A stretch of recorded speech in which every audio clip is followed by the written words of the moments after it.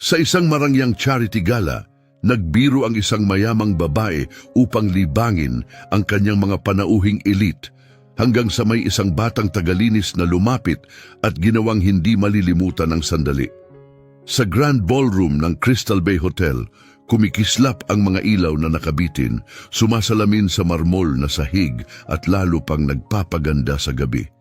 Ang mga bisitang nakasuot ng magagarang damit at matatalim na kasuotan ay nag-uusap, hinalo ng malumanay na tugtog at kaluskos ng mga basong may champagne. Sa isang sulok ng silid, nakatayo ang isang medyo luma na baby grand piano, tila kakaiba sa karangyaan ng paligid, nakapwesto ng may kumpiyansa sa gitna ng mga donor at mamamahayag si Elena Herrera, 41 taong gulang, nakasuot ng makinang na berdeng bestida na agad nakakuha ng atensyon. Ang kanyang buhok ay dumadaloy na parang alon at ang kanyang ngiti ay tila hinubog para sa mga kamera. Kilala siya sa pagiging dramatiko at sa hilig na gawing balita ang mga ordinaryong sandali. Nakangiting tinapik niya ang takip ng piano gamit ang kanyang maingat na pinakintab na kuko, saka tumingin sa mga tao sa paligid. Kung sino man dito ang makakapagpatugtog ng piano ng walang pagkakamali, sabi niya ng sapat ang lakas ng boses para marinig, pakakasalan ko siya bukas. Karamihan ay inisip itong biro, isa lamang sa kanyang mga palabirong pahayag sa fundraising ng mga alta sosyedad. Tumawa ang lahat, magaan, natutuwa at sanay na. Ang ilan ay nagtinginan, tahimik na binubulong, si Elena talaga. May ilang mamamahayag na biglang nag-alerto, iniisip kung magandang sipi ang kanyang sinabi. Sa kabilang dulo ng silid, tahimik na naglalagay ng tubig si Lorenzo Rivas, 27 taong gulang. 8 buwan na siyang nagtatrabaho bilang janitor sa hotel at siya ang pinakabata sa staff. Kumikilos siya ng simple, halos hindi mapansin. Pero nang marinig ang sinabi ni Elena, natigilan siya.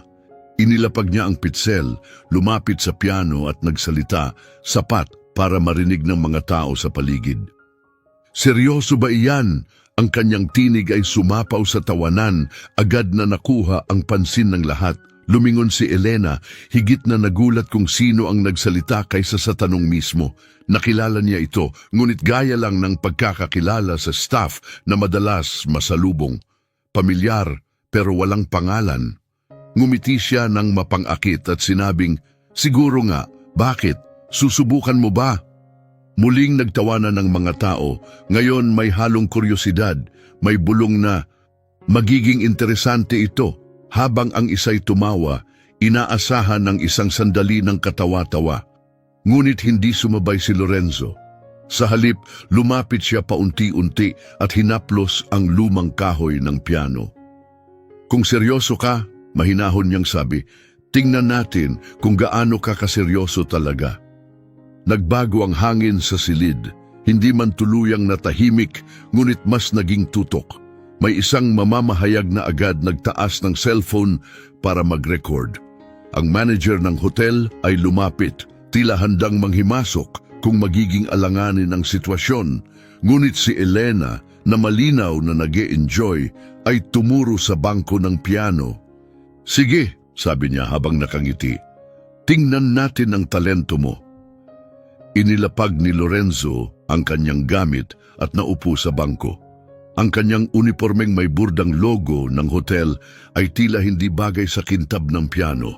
Huminga siya ng malalim, ipinatong ang mga daliri sa mga tekla at tumigil sandali. May ilang panauhing nagpalitan ng tingin, may duda. May isang bulong, hindi ito tatagal. Ang isa pa ay tumawa at sinabing, bibigyan ko siya ng 30 segundo. Pero hindi na tinag si Lorenzo, nakatitig lamang siya sa mga tekla. Nagsimula siyang tumugtog ng dahan-dahan, bawat nota ay malinaw, para bang sinusubok ang boses ng instrumento. Hindi perpekto ang tunog, ngunit mabilis siyang nakibagay. Kumilos ang kanyang mga kamay nang may kumpiyansa. Habang tumatagal, lumalim ang himig. Ang kanyang mga daliri ay gumalaw ng mabilis at maayos. Dumadaloy mula sa isang nota patungo sa susunod na tila, walang kahirap-hirap. Tahimik ang buong silid.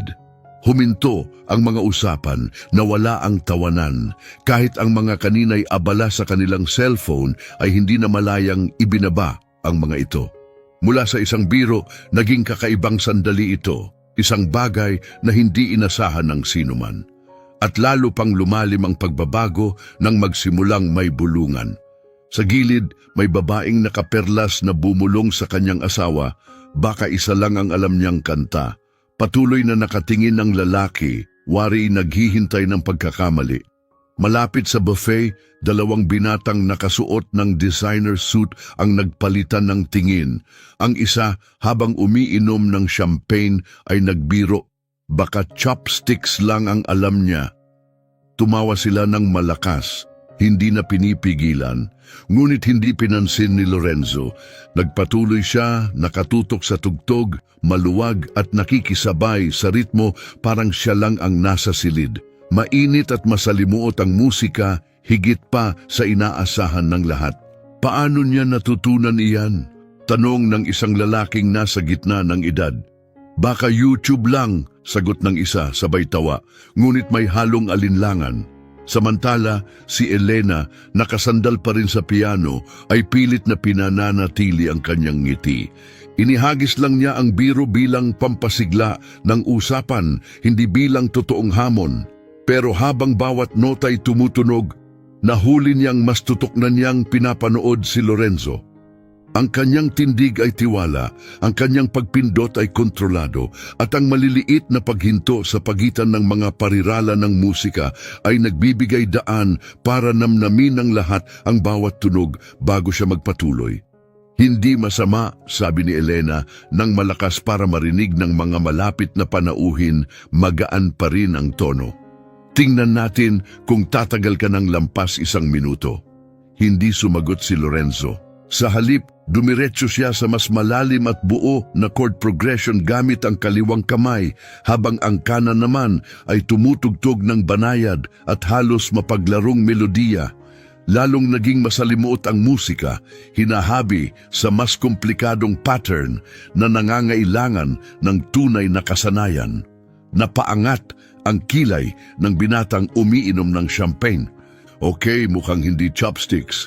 Sa kabilang dulo ng ballroom, lumabas ang isang chef mula sa kusina, nakasandal sa pintuan, nakapulupot ang mga braso at nakatitig kay Lorenzo. Maging ang mga waiter, bit-bit pa ang kanilang tray, ay bumagal ang kilos para manood. Hindi na lamang ang mga mayayamang panauhin ang nakatingin, pati mga tauhan ng hotel ay nadadala. Isang babaeng nakasuot ng makinang na navy dress ang yumuko kay Elena. Magaling siya talaga. Kumaway si Elena na para bang walang epekto, pero may matalim na tono sa kanyang sagot. Maaaring lumitaw ang talento kahit saan, sabi niya, ngunit halatang hindi niya inaasahan ang ganitong klase ng talento. Samantala, pumasok si Lorenzo sa isang bahagi ng piyesa na puno ng lambing at damdamin, na paminsan-minsan ay binabasag ng biglaang tindi. Hindi na ito basta tugtog lamang, buhay ito. Humihingi ng atensyon at gumigising ng damdamin. Hindi lang pinuno ng mga nota ang silid, binago nito ang mismong pakiramdam ng paligid, naging mas tutok at mas matindi ang hangin. Ngunit mula sa isang sulok, may lalaking nakasuot ng abong Amerikana na bumulong. Taya ko hindi niya alam magbasa ng nota. Mahina ang sinabi, pero narinig ni Lorenzo. Hindi siya tumingin o tumigil, ngunit pinindot ng kanyang kanang kamay ang isang malinaw at mataas na nota bago muling bumalik sa awitin. Isang babae sa harapan, nakapulupot ang mga braso, ay tumagilid ang ulo at nagtanong, "Saan mo natutunan tumugtog ng ganyan?" Sumagot si Lorenzo sa wakas, matatag ang tinig, "Hindi dito." Nagkaroon ng bahagyang tawanan ang crowd, hindi pangungutya, kundi puno ng kuryosidad. May kwento sa likod ng sagot niya at biglang lahat ay gustong malaman. Muling tinapik ni Elena ang takip ng piano, ngayon wala na ang dati niyang mapanghamong ngiti. Sige nga, ipakita mo sa amin, sabi niya. Tila sinusubukang bawiin ang kontrol na dumulas sa kanyang mga kamay. Bumilis ang mga kamay ni Lorenzo. Nagpakawala siya ng sunod-sunod na nota na dumaloy na parang talon. Hinahamon ang piano na sumabay. Pindot niya sa pedal ay nasa tamang oras. Pinapahaba ang mga tunog bago isalin sa panibagong himig. Tumigil ang mga bulungan. Wala nang biro. Pati ang lalaking nakaabong Amerikana ay tumuwid ng upo, hindi na bumubulong. Nakasalubong ang mga braso ni Elena at maingat na pinagmasdan si Lorenzo para bang muling sinusuri ang lahat ng akala niya'y alam na niya. Ngunit ang tunay na punto ng pagbabago ay nang tumigil ang mga tao sa pagtingin kay Lorenzo bilang katuwaan at nagsimulang makita siya bilang tunay na musikero. Ang kanyang mga daliri ay sumasayaw sa tekla na parang dun talaga sila nakatira. Bawat galaw ay makinis, ngunit may layunin, gaya ng agos ng ilog na dumadaloy ng walang hirap sa paligid ng mga bato. Hindi na siya tumutugtog para sa kanila. Nakatutok ang kanyang mga mata sa piano, ngunit tila nasa ibang lugar siya, isang espasyo na siya lang ang makararating. Biglang lumipat ang piyesa sa malungkot na minor key, humihigpit ang damdamin. Ang malalalim na nota ay parang umuungal sa bigat ng emosyon, habang ang matataas ay lumulutang na parang piraso ng panaginip. Hindi lang ito kahanga-hanga, isa itong pagtatanghal na may dalang kwento. Bawat chord ay parang parirala, bawat pasikot ay isang sandaling patungo sa di matiyak ngunit nakaaantig na dulo. Ang mga panauhin ay yumuko pasulong, hindi na basta nakikinig. Isang babaeng nakasuot ng pulang bestida ang naghawak ng kanyang mga kamay sa harapan, kumikislap ang brilyante sa pulseras habang nakatitig kay Lorenzo. Pati ang mga staff sa likuran ay natigilan, nakapako ang mga mata sa piano. Biglang walang babala, nagbago muli si Lorenzo. Ang kanyang kanang kamay ay kumaripas sa matataas na tekla, lumilikha ng tila nagliliyab na tunog, habang ang kaliwa ay bumayo ng malalakas na bassline na yumanig sa sahig. Nakakakilabot ang contrast, banayad laban sa matindi, liwanag laban sa dilim. Napasinghap si Elena kahit pinilit niyang itago. Lumaki siya sa yaman, kapangyarihan at kontrol, ngunit bihira ang mga ganitong sandali, tunay at walang takip. At naramdaman niya iyon. Nagbago ang silid, pati ang paraan ng tingin ng lahat sa binata. Mula sa likod may bumulong, "Rachmaninoff yan." Sumagot ang isa, "Hindi, teka, hinahalo niya, orihinal iyan." Pumikit si Lorenzo sandali habang bumibilis ang kanyang mga daliri, umiinog at nagbabago ang melodiya na para bang sinusubok ang sariling hangganan.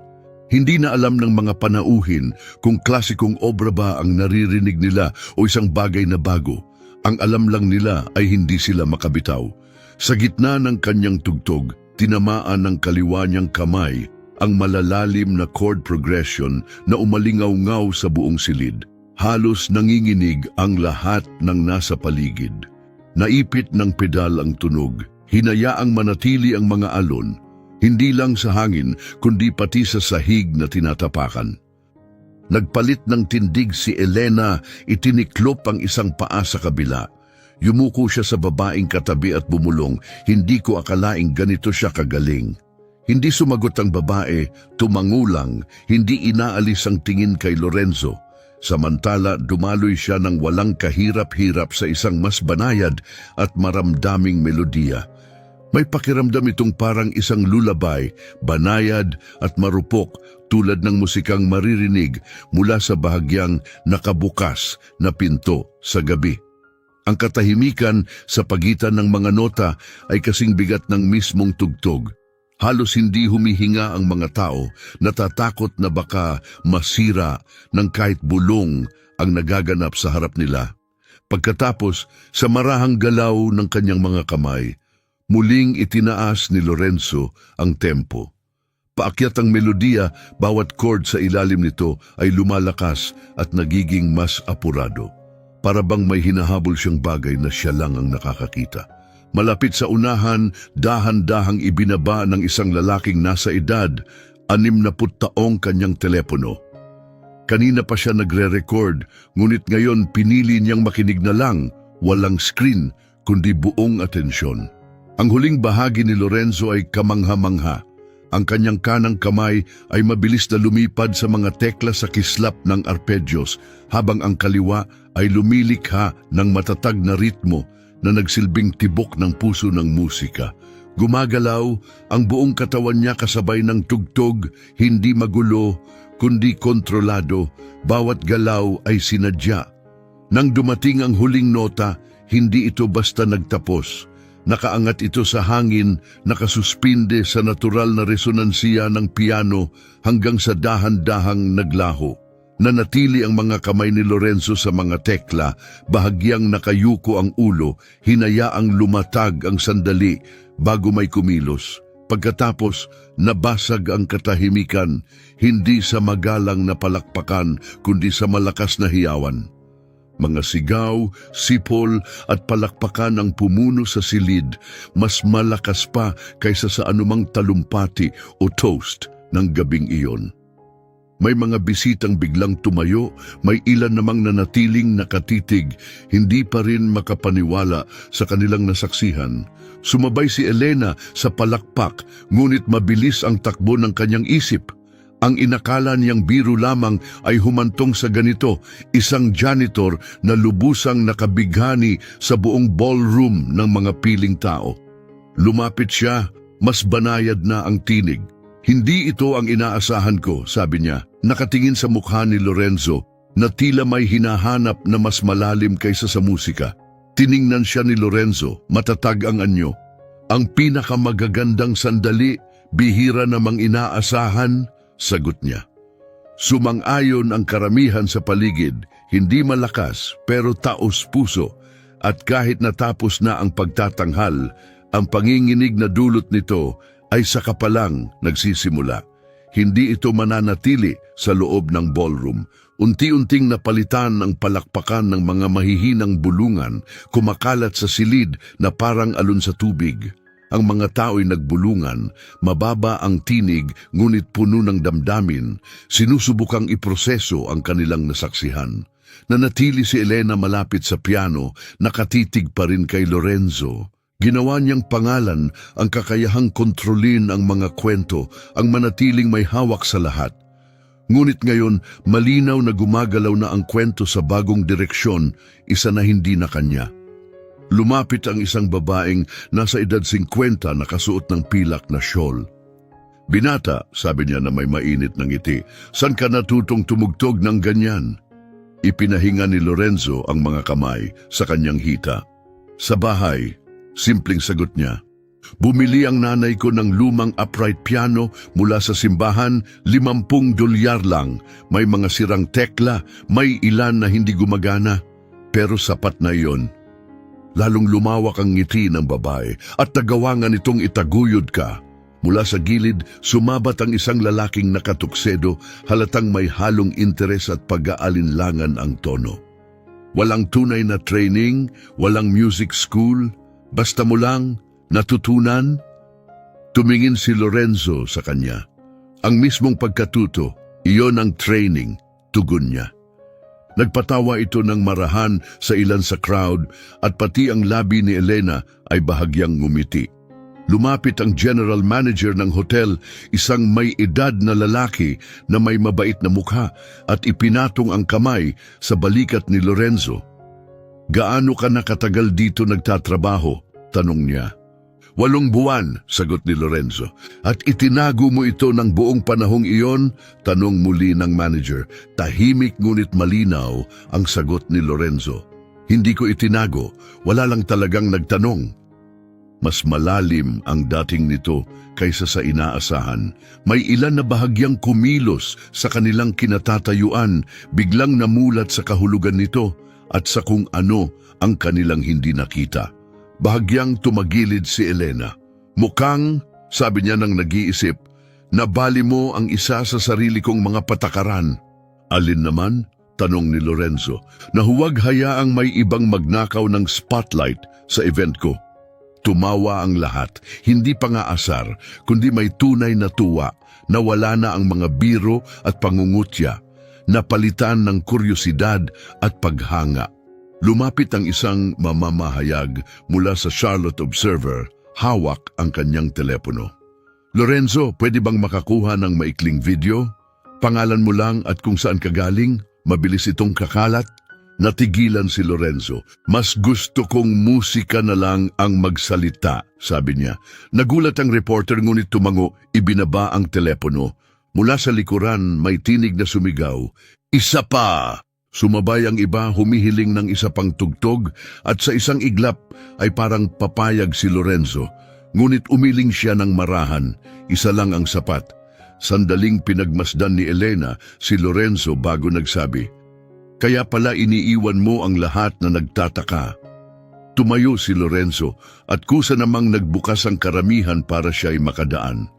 May ilang bisita na iniabot ang kamay para makipagkamay. May mga papuri, ang ilang taos puso, ang iba'y tila palabas lamang, ngunit tinugunan lahat ni Lorenzo ng mahinahong tango. Sinundan siya ng tingin ni Elena habang naglalakad siya sa ballroom patungo sa service hallway. Sanay si Elena na siya ang may kontrol sa isang silid, siya ang humuhubog ng enerhiya nito. Kaya nang makita niyang ibang tao ang kumuha ng kapangyarihan nang walang kahirap-hirap, hindi niya alam kung maiinis ba siya o mamamangha. Malapit sa pinto nakahabol ang isang batang waiter. Pare hindi ko man lang alam na tumutugtog ka. Ang lupit nun ngumiti si Lorenzo ng payak. Isa lang yang bagay na matagal ko nang ginagawa. Bagay? Ulit ng waiter umiiling, parang panghabambuhay na ensayo ang tunog niyan. Hindi agad sumagot si Lorenzo. Inayos niya ang strap ng kanyang gamit at sinabing, baka nga ganoon. Pagkatapos, pumasok siya sa service door na dahan-dahang sumara sa likuran niya. Bumalik sa piano, ipinatong ni Elena ang kamay niya sa takip. Patuloy na umaalingaw-ngaw ang saya sa silid. Nag-uusap ang lahat tungkol sa janitor na umagaw sa gabi at sa kwentong nasaksihan nila mismo. Alam na ni Elena na bago pa siya makarating ng bahay, nasa internet na ang video. May lalaking tumabi sa kanya at bumulong, alam mong mag-viral ito, di ba? Magugulat ako kung hindi pa, sagot niya. Ngunit wala ni isa ang nakaisip kung gaano kabilis kakalat ang kwento o kung gaano kalakas ang magiging epekto nito sa labas ng mga pader. Pagsapit ng kotse ni Elena sa kanyang apartment, tuloy-tuloy ang pag-vibrate ng kanyang telepono.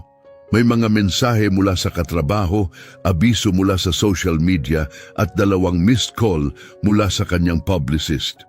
Isa sa mga unang text ang nagsabi, event mo ba ito? Iyong piano guy? Kasama ang link ng isang nanginginig na vertical video sa Twitter. Kompleto ang clip. Si Lorenzo na umupo, ang mga nagdududang bulungan, ang sandaling binago ng musika ang lahat at ang standing ovation. Sa loob lang ng 3 oras, umabot na ito sa mahigit 300,000 views. Kinabukasan, milyon na ang makakakita. Sa Instagram, dumadami ang mga hashtag Piano Janitor, The Hidden Genius, Ros Lorenzo Rivas. Tinawag siya ng ilan na isang henyo na nagpapatunay na ang tunay na talento ay hindi nangangailangan ng pribilehiyo o di spotlight. Ang iba na may tumutok sa naging reaksyon ng crowd sa simula, isang malinaw na salamin ng mga akala at uri ng lipunan. Isang sikat na TikTok creator ang nag-stitch ng video kasama ang kanyang komentaryo. Makikita mo mismo ang sandaling na-realize ng mayayaman na mali ang akala nila. Daan-daan na libong komento ang dumarating. Marami ang nagtatag ng kaibigan, sinasabing, panoorin mo hanggang dulo, tiwala ka sa akin. Pagsapit ng 10:00 ng umaga, trending na sa buong bansa sa Twitter ang pangalan ni Lorenzo. Kumakalat na ang screenshots ng gulat na mukha ni Elena habang tumutugtog siya. Isa sa mga imahe ay may caption na, kapag nagbitaw ka ng hamon sa maling tao. Habang pinag-uusapan siya ng buong mundo, si Lorenzo naman ay nakaupo sa kanyang simpleng apartment sa itaas ng isang laundromat sa Beechwood Avenue. Nakabukas ang lumang laptop sa mesa, nagliliwanag sa dos-dosenang hindi pa binubuksang notifikasyon. May kaibigang mula high school na nag-message, pare, ikaw ang laman ng internet. gumawa ka na ng YouTube channel o kahit ano. Kinuskos ni Lorenzo ang batok. Hindi niya kailanman hinanap ang kasikatan at ang ideya ng pagiging sentro ng atensyon ay kakaiba. Ang musika para sa kanya ay laging pribado. Ibinabahagi lang sa mga kaibigan o minsan sa open mic nights. Ngayon sinusuri at ibinabahagi na ito ng mga estranghero sa buong mundo. Samantala, sa Crystal Bay Hotel, abala ang general manager sa paghawak ng mga kahilingan ng media. Gustong makapanayam ng lokal na press. Tumatawag ang mga pambansang news program, pati isang talk show sa Los Angeles ay nagpakita ng interes. Si Elena, nakaupo sa kanyang sala at umiinom ng kape, ay sinagot ang tawag ng kanyang publicist. Ito na ang sandali, mabilis na sabi ng babae. Kailangan nating kumilos agad, hit na ang video, pero may ilang nanonood na pumupuna kung paano nag-react ang crowd sa simula. Suportado ako, sagot ni Elena. Binigyan ko siya ng pagkakataon, hindi ko siya pinigilan. Hindi ganyan ang tingin ng internet, tuwirang sagot ng publicist. Kailangan nating mauna sa naratibo. Dapat kayong magkita ulit ni Lorenzo, mas maganda kung public, isang litrato o mas mabuti pa, isang follow-up performance. Tumitig si Elena sa skyline. Hindi siya gamit para sa damage control. Kung gusto niyang magkita, ayos lang, pero hindi ko siya ilalabas para lang sa photo op. Samantala, si Lorenzo ay nag-i-scroll sa mga komento sa isa sa viral na video. Karamihan mababait, pumupuri sa kanyang talento, ngunit may ilan na nagdududa, nagsasabing palabas lang daw ito para sa atensyon. Maya-maya, tumunog muli ang kanyang telepono. Sa pagkakataong ito, reporter na mula sa Charlotte Ledger. Lorenzo, gusto ng mga tao malaman, babalakain mo bang ituloy ang musika bilang full-time na trabaho ngayon? Hindi ko pa sigurado, sagot niya.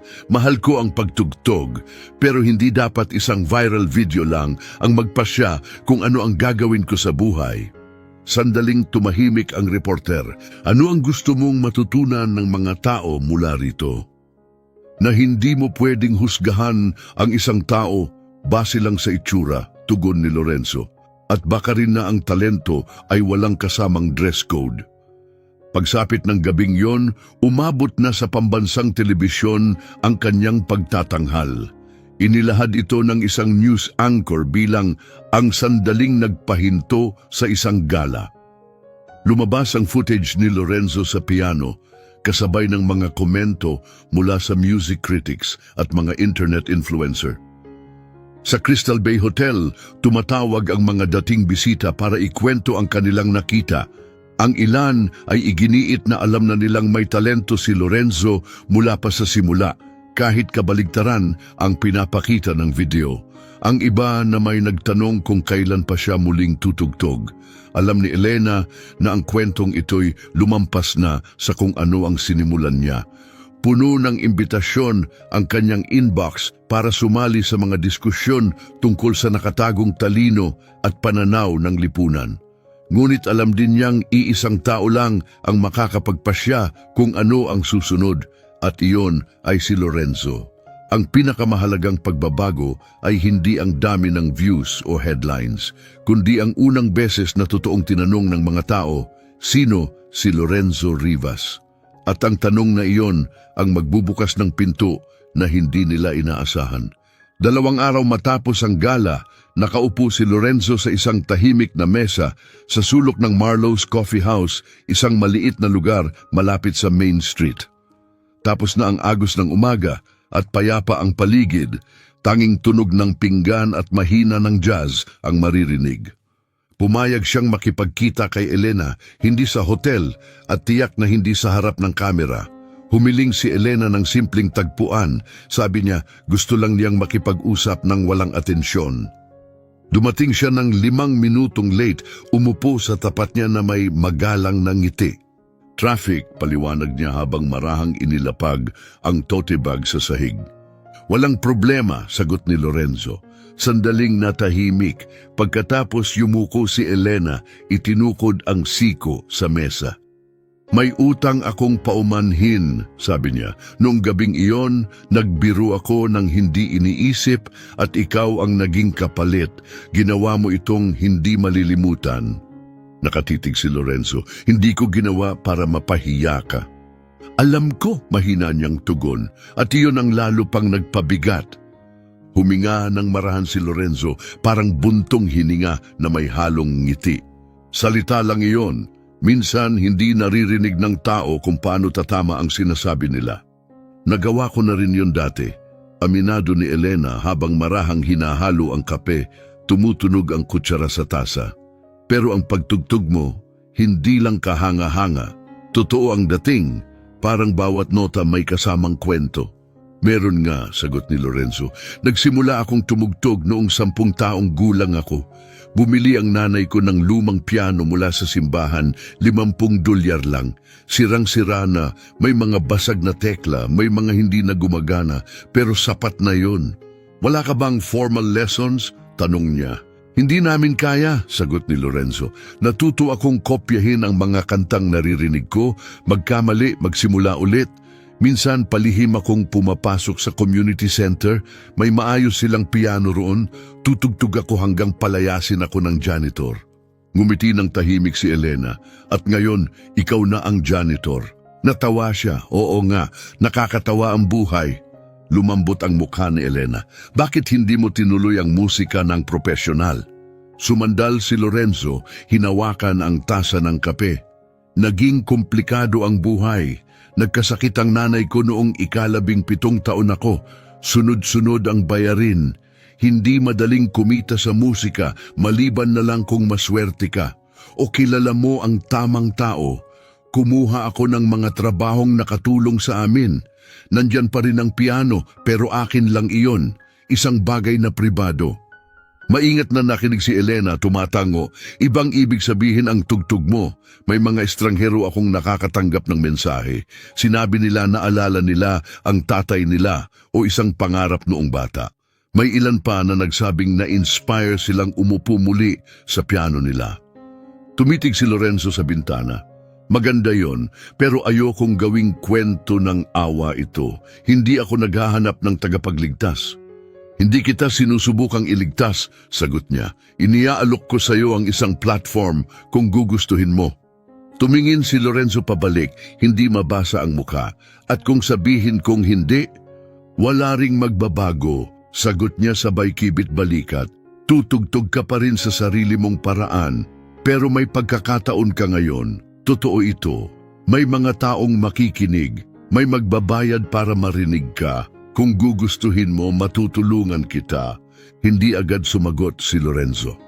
Pumasok sa isip niya ang lumang piano sa bahay, ang nanay niyang nagtatupi ng labada habang humihimig kasabay niya.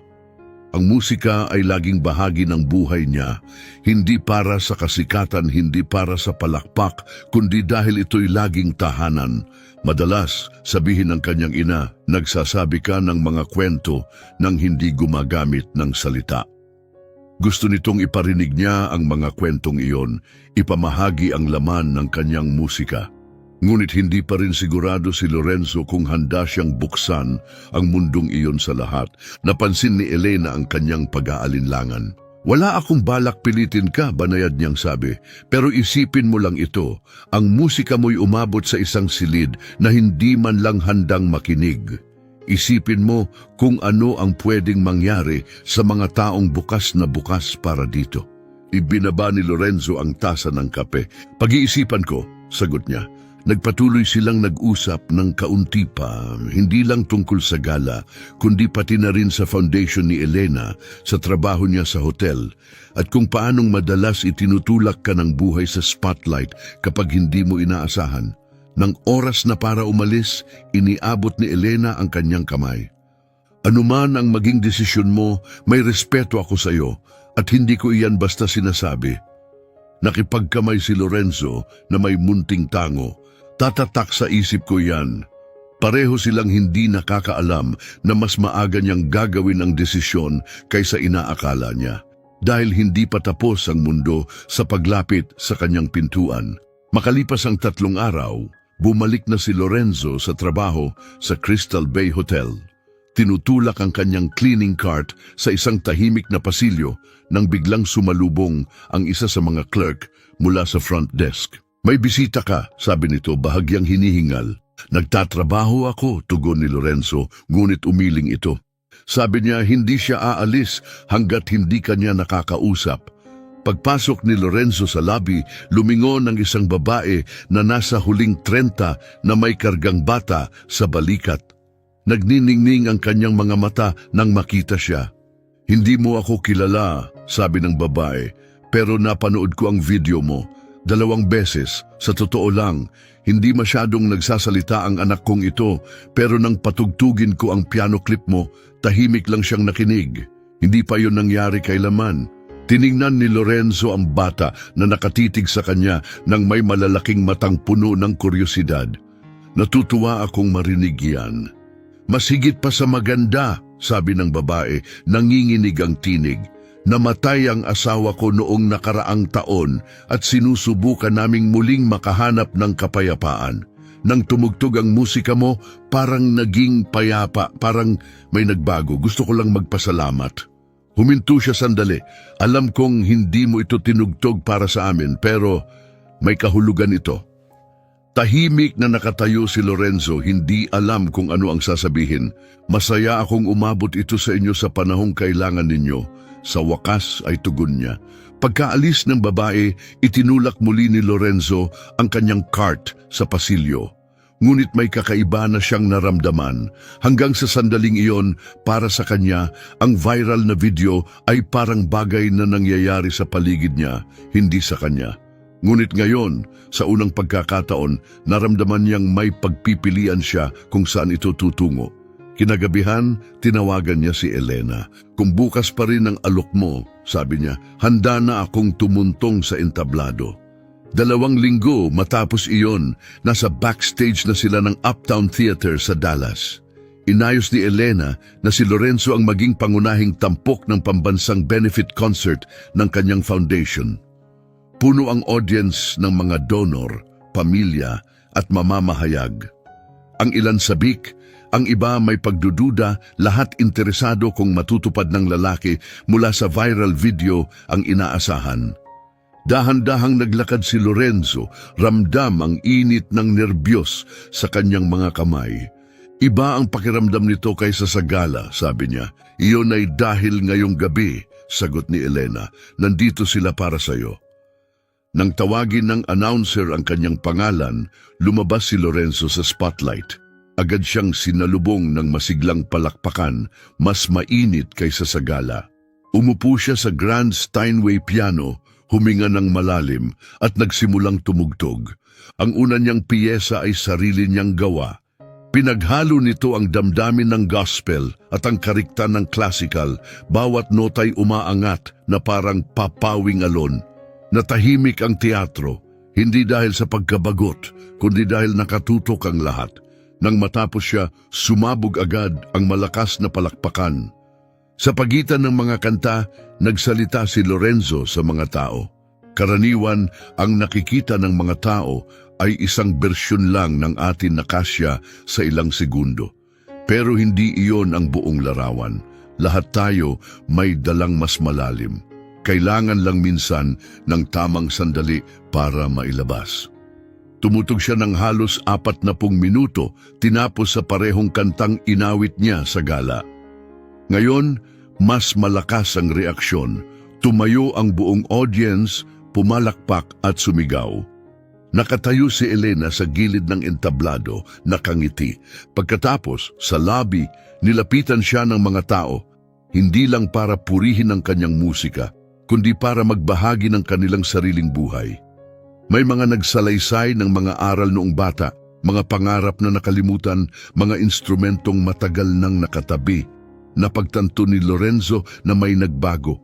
Hindi na lang pansariling pagtakas ang musika niya, isa na itong paraan ng pagkonekta. Sa labas ng teatro, naabutan siya ni Elena. "Alam mo," sabi niya, "maaari mong gawing karera ito." "Siguro," sagot ni Lorenzo, "pero kahit hindi ko ituloy, may natutunan ako." "Ano yon?" tanong ni Elena. na mahalaga ang dala mo sa loob kahit hindi agad makita ng iba, kahit pagtawanan ka o pagdudahan. Lumingon siya, tinitingnan ang kumikislap na pinto ng teatro habang palabas na ang huling mga bisita. Minsan, binibigyan ka ng buhay ng sandaling hindi mo hiniling, pero kapag dumating, kailangan handa ka. Tumango si Elena. Kaya ibig sabihin, nasa iyo na ang susunod na galaw. Ngumiti si Lorenzo. Nasa akin naman palagi. Habang lumalabas si Lorenzo sa malamig na hangin ng gabi, papunta sa sasakyang maghahatid sa kanya pabalik sa hotel, hindi siya sigurado kung ito ba ang simula ng mas malaking bagay o simpleng alaala lang na mananatili sa kanya habang buhay. Pero isang bagay ang malinaw, hindi na mananatili sa dilim ang kanyang musika. At kung may itinatago ka ring isang bagay na mahal mo, maaaring pagtugtog ng instrumento, pagsusulat ng kwento, pagpipinta o anumang malapit sa puso mo, huwag ka nang maghintay ng perpektong sandali o tamang entablado. Ilabas mo ito, ipakita mo sa mga tao. Hindi mo alam kung sino ang maaabot nito at kung paano rin nito mababago ang buhay mo. Sa isang marangyang charity gala, nagbiro ang